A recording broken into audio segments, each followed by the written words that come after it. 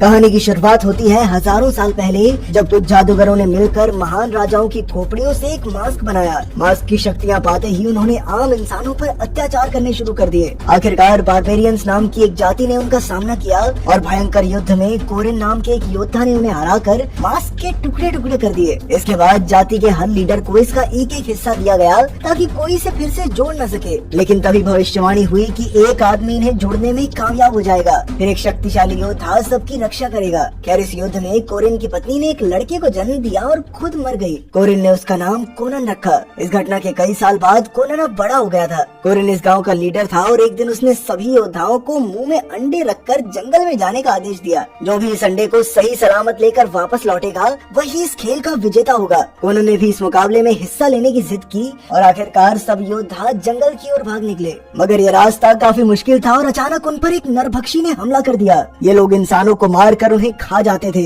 उससे डरकर सभी लोग भाग गए, लेकिन कोनन वहीं अड़ा रहा और उसने सभी नरभक्षियों को मार डाला। जब वो उनके सर लेकर कोरिन के पास पहुंचा तो वो कोनन की बहादुरी देखकर हैरान रह गया। उसकी काबिलियत देखकर कोरिन ने उसे तलवारबाजी सिखानी शुरू की। कुछ ही समय में दुश्मनों ने उस गांव पर हमला कर दिया और ये कोई और नहीं बल्कि वही आदमी था जिसके बारे में भविष्यवाणी हुई थी। उसने सभी लीडर्स को हराकर मास्क के सारे टुकड़े इकट्ठे कर दिए और अब उसे सिर्फ कोरिन के टुकड़े की तलाश थी। दोनों तरफ से जबरदस्त लड़ाई शुरू हो गई और कई जांबाज योद्धा मारे गए। चारों ओर आग लगने से हाहाकार मच गया था। आखिरकार दुश्मन यानी जाइम ने कोरिन को बंदी बना लिया और मास्क का आखिरी हिस्सा मांगा। कोरिन के इनकार करने पर जाइम ने उस पर भयंकर अत्याचार किए। तभी कोनन ने बीच में कूदकर लूसियस नाम के गुंडे की नाक काट दी। मगर जल्द ही गुंडों ने कोरिन और कोनन को पकड़कर उनके सर पर गर्मा गर्म लावा की बाल्टी लटका दी। तभी जिम की बेटी मैरिक वहाँ आई, जो अपनी जादुई शक्तियों की मदद से मास्क के हर एक टुकड़े को महसूस कर सकती थी। आखिरकार उसने छुपा हुआ टुकड़ा ढूंढ निकाला और उसे मिलाकर जिम ने पूरा मास्क जोड़ दिया।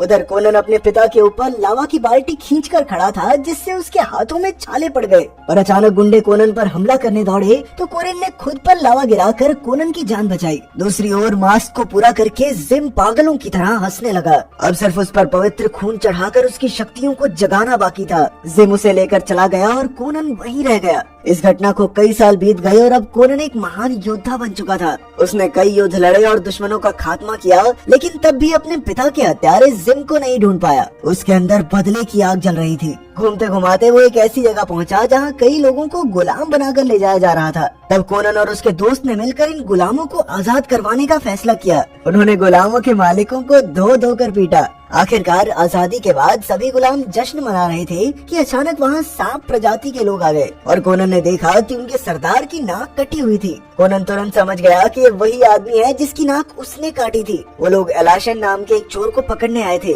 अब कोनन बड़ी चालाकी से उसके साथ मिलकर पकड़ा गया ताकि वो अपने टारगेट जिम तक पहुंच सके। उनकी जेल में पहुंचकर कोनन ने गार्ड पर हमला करके दंगे शुरू कर दिए। आखिरकार उसने लीसियस को पकड़ा और धमकी देकर जिम का पता पूछा। अंत में लीसियस ने बताया कि जिम काफी शक्तिशाली बन गया है और अब वो मास्क की शक्तियों को जगाने के लिए पवित्र खून की तलाश में है। ये जानकारी लेकर कोनन ने जेल की चाबी जबरदस्ती लीसियस को निकलवाई और फिर कैदियों में ऐलान कर दिया कि भाई इस आदमी के पेट में चाबी है, जिसको आजाद होना हो निकाल लो। जल्द ही कैदियों ने बेरहमी से लीसियस को मार डाला। इसके बाद हम टमारा नाम की एक लड़की को देखते हैं जो एक गाँव में रहती थी और उसके शरीर के अंदर पवित्र खून दौड़ रहा था। एक दिन एक पंडित ने उसे बताया कि जल्द ही कुछ लोग उसे अगवा करने आएंगे। कुछ ही समय में जिम ने अपनी बेटी मैरिक और कई फौजियों के साथ गांव पर हमला कर दिया। चारों ओर हाहाकार मच गया और लोग जान बचाकर भागने लगे। तभी पंडित ने टमारा को ढूंढकर उसे गांव से भाग जाने को कहा। तब टमारा जिम के सिपाहियों की खाली बग्गी में बैठकर भाग निकली ताकि किसी को उस पर शक न हो। वहीं जंगल में जब कोनन ने दूर से जिम की सेना की बग्गी देखी तो वो उस पर कूद पड़ा। इधर जिम के आदमी भी बग्गी का पीछा करते वहाँ आ गए थे। कोनन ने बग्गी में चढ़कर टमारा से जिम के बारे में पूछा तो टमारा ने बताया कि भाई मैं तो खुद उससे बच के भाग रही हूँ। अब कोनन ने उसे बचाने के लिए जिम की फौज का सामना किया। उसने सभी दुश्मनों को बेरहमी से मौत की घाट उतार दिया। उसकी ताकत और बहादुरी देखकर रेमो नाम के सेनापति के तो पसीने छूट गए। तब कोनन ने उसे जिम को संदेश देने को कहा कि लड़की मेरे पास है और अगर वो चाहिए तो आकर कोनन से मिले। उधर गांव में मारिक एक एक करके लड़कियों को मारकर उनका खून पीकर देख रही थी कि क्या वो पवित्र है या नहीं, लेकिन उनमें से कोई भी पवित्र नहीं निकली। तभी एक सिपाही ने जिम को बताया कि रेमो एक लड़की के पीछे जंगल में गया है। तो जिम समझ गया कि यही वो लड़की है जिसकी उन्हें तलाश थी। उधर जंगल में कोनन भी ये बात समझ गया था कि ये सब टमारा के पीछे क्यों पड़े हैं, इसीलिए वो उसे अपने साथ लेकर अपने गांव की ओर चल पड़ा। जब रात हुई तो कोनन ने टमारा को रस्सियों से बांध दिया ताकि वो भाग न सके, क्योंकि वही जिम तक पहुंचने का उसका एकमात्र जरिया थी।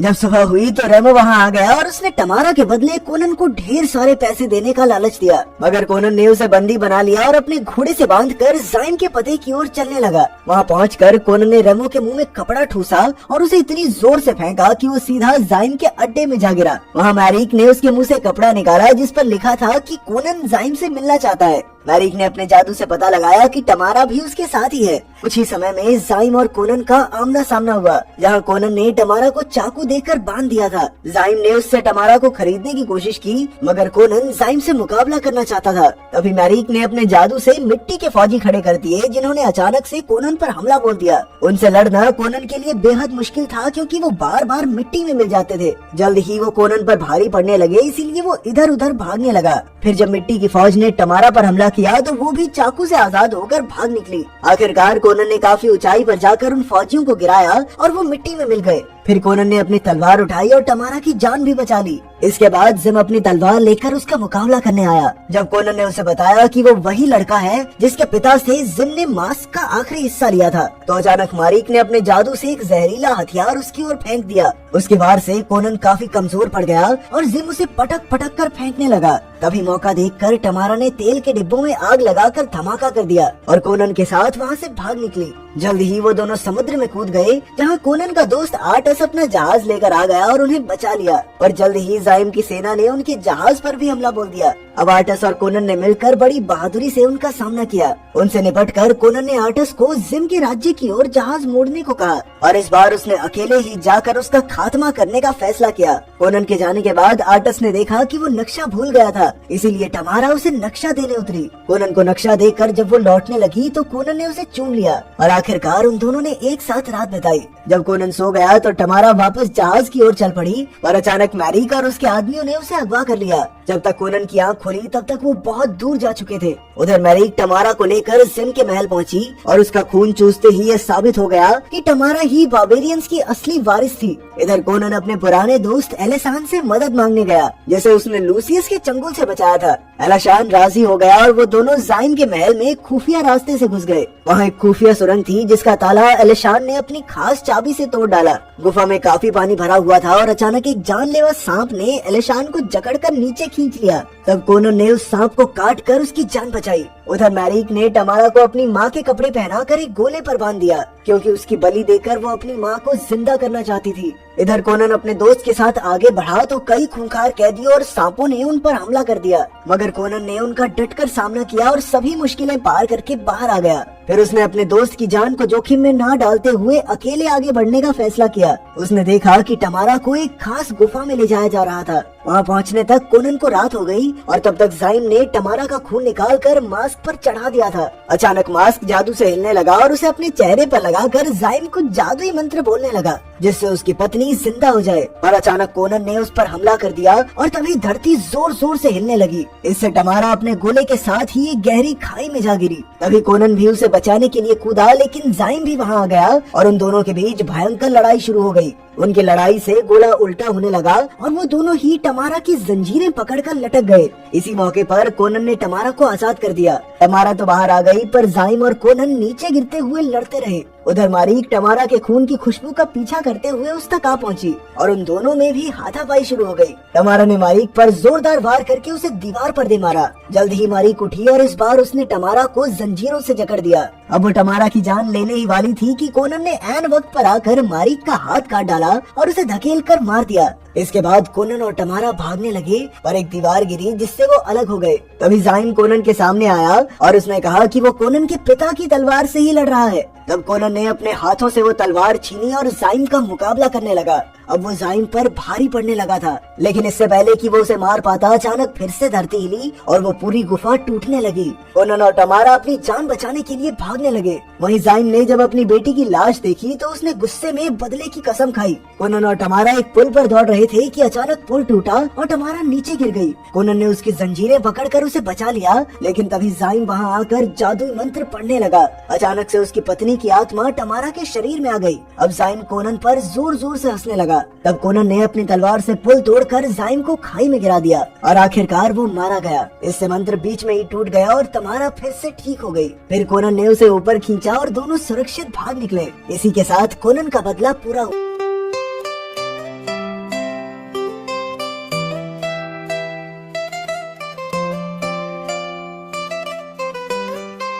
तू अखियां दे ना देने,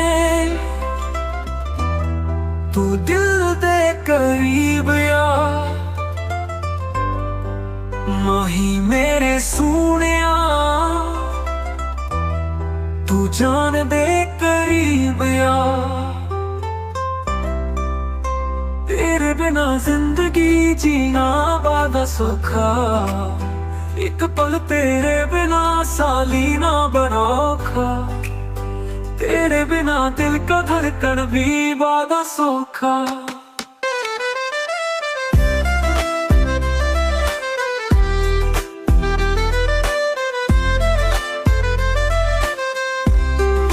तू अखियां दे ना दे यार,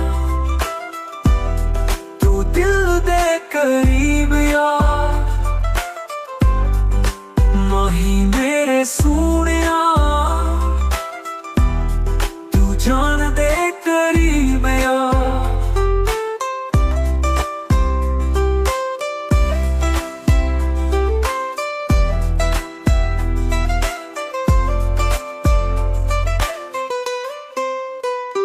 तेरे प्यार दी खुशबू मेरे दिल विच बसदी, तेरे प्यार दी याद मैनू पल पल दसदी।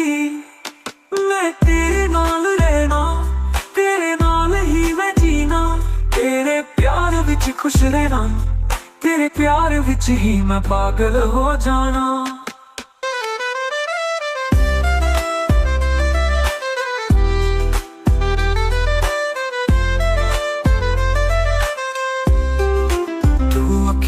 दे ना दे यार, तू दिल दे करीब यार, माही मेरे सोनिया,